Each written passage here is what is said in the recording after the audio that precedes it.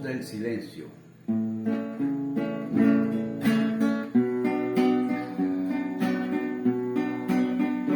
Vieja mi oscuridad, otra vez quisiera hablar, porque he tenido nuevamente una visión que suavemente iba cambiando mi manera de pensar. La vuelvo a hablar, la escucho en el silencio. En sueños caminaba yo entre la niebla y la ciudad,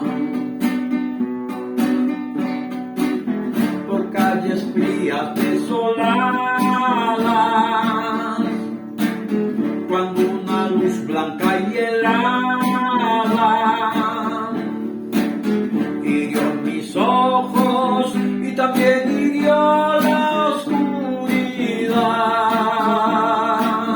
La vi brillar,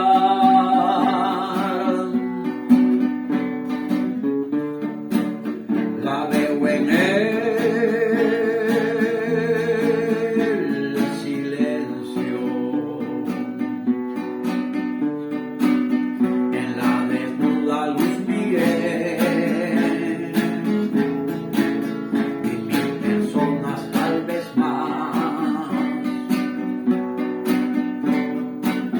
gente que hablaba sin poder hablar, gente que oía sin poder oír, y un sonido que los envolvía sin piedad.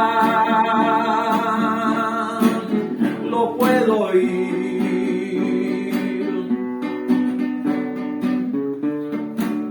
sonidos del silencio.